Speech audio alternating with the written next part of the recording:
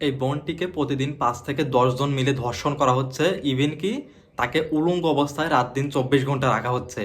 Even তাকে বলা হচ্ছে যে সে যদি কোরআনের পৃষ্ঠার উপর দিয়ে উলঙ্গ অবস্থায় হেঁটে যায় তাহলে তাকে মুক্তি করা দেওয়া হবে। আপনারাই বলুন, একজন মুসলিম বোন কখনো উলঙ্গ অবস্থায় কারোর সাথে দেখা করতে পারে? তার মুক্তির জন্য একটা পেটিশন জারি করা হয়েছে। এই পেটিশনে বলা হয়েছে তার জন্য যদি 10 লক্ষ মানুষ স্বাক্ষর করে যে তাকে ছেড়ে দেওয়া হোক, তাহলে তাকে ছেড়ে দেওয়া হবে। এই স্বাক্ষরটি চাইলে আপনিও করতে পারবেন। কিভাবে করবেন ইনশাল্লাহ আমি ভিডিওর শেষে আপনাদেরকে দেখিয়ে দেওয়ার চেষ্টা করব। শুধু আমার কমেন্ট বক্সে যাবেন, একটা লিঙ্ক দেবো পিটিশনের, আমি এই লিঙ্কে গিয়ে শুধু আপনার নামটা লিখে দিবেন, স্বাক্ষরটা হয়ে যাবে। ভাই দয়া করে প্রত্যেকেই ভিডিওটা দেখার সাথে সাথে শেয়ার করে দিবেন, কারণ আর একদিনের মধ্যে 1,30,000 মানুষ এই আবেদনপত্রে স্বাক্ষর না করলে আপনাদের এই মুসলিম বোনকে আর বাঁচাতে পারবেন না।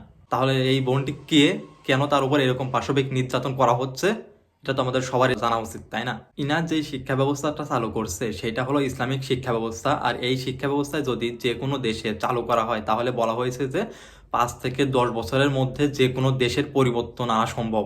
তো এখানে আমেরিকা তো মুসলমানদের ভালো দেখতে পারে না বা ভালো চায়ও না। তো আমেরিকা চিন্তা করলো এই শিক্ষা ব্যবস্থা যদি চালু করা হয় তাহলে মুসলমানরা এবং আমাদের দেশ অনেক এগিয়ে যাবে, যেটা আমেরিকা কখনো চায় না। আর আমাদের দেশের স্টুডেন্টরা কিন্তু বাইরের দেশের স্টুডেন্টদের সাথে মানে কম্পিটিশন করে টিকতে পারে না, এই কারণে যে তাদেরকে উচ্চ শিক্ষা দেওয়া হয় এবং তাদের শিক্ষার কোয়ালিটিটা। তো এই জন্য চিন্তা করে আমেরিকা ঘোষণা করে যে ইনাকে যে যদি কেউ ধরিয়ে দিতে পারে, তাহলে তাকে $50,000 পুরস্কার দেওয়া হবে। তো এই সুযোগ নিয়ে এই বোনকে পাকিস্তানের মুসলিম সৈনিকরা পাকিস্তানের করাচি থেকে আমেরিকান বা মার্কিন সরকারের কাছে বিক্রি করে দেয়। তারপর আমেরিকান সরকার এই বোনকে আফগানিস্তানের কুখ্যাত বাগরাম কারাগারে পাঠিয়ে দেয়। আফগানিস্তানের এই কুখ্যাত বাগরাম কারাগার হলো পৃথিবীর মধ্যে এক টুকরো নরক। পাকিস্তান তখন চিন্তা করলো আফিয়া যদি ওইখানে চলে যায়, আফিয়া যদি আফগানিস্তান থেকে ছাড়া পেয়ে যায় তাহলে অবশ্যই আমাদের গোপন তথ্য ফাঁস হয়ে যাবে। এই জন্য চিন্তা করে আমেরিকাকে খবর দেয় যে আফিয়া নাকি গজনীর গভর্নরের উপর আত্মঘাতী হামলা চালাতে যাচ্ছে। মানে একেতে নাচনে বুড়ি, তার উপরে ঢোলের বাড়ি। এই খবর পাওয়ার পর আমেরিকানরা পার্লে রেড অ্যালার্ট জারি করে দেন। মানে বলা হয় আফিয়াকে দেখা মাত্র গুলি করতে হবে। তারা দেখা মাত্র আফিয়ার উপর গুলি চালিয়ে দেয়, কিন্তু তারপর হতাশ হয়ে আবিষ্কার করে আফিয়ার কাছে অস্ত্রশস্ত্র গোলাবারুদ কিছুই নেই। দুঃখজনকভাবে গুলি খাবার পরও বেঁচে গিয়ে মার্কিনদের জন্য আরো পরিস্থিতি জটিল করেন আফিয়া। আমেরিকা তখন ভয় পেয়ে গেল এবং নতুন একটা ফাঁদ চাললো।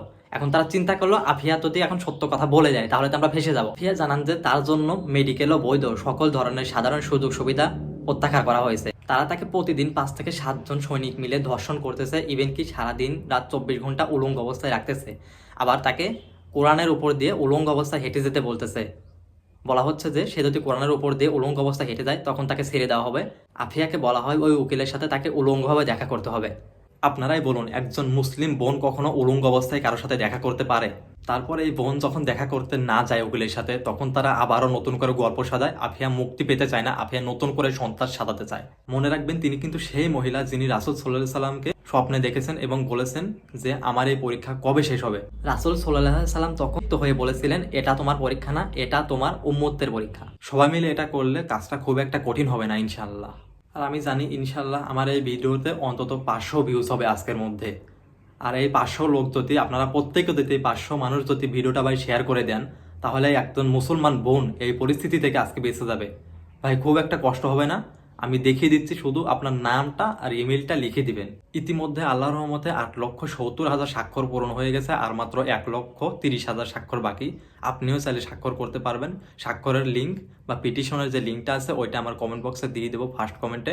আর আমি এখন স্ক্রিন শেয়ার দিয়ে দেখিয়ে দিচ্ছি আপনারা কিভাবে শুধু নামটা আর ইমেলটা দিয়ে স্বাক্ষরটা করে দিবেন। আর দয়া করে মনে রাখার চেষ্টা করবেন এইটা আগামী রবিবার অর্থাৎ কালকের দিনের মধ্যেই এই 1,30,000 টার্গেট পূরণ করতে হবে স্বাক্ষরের।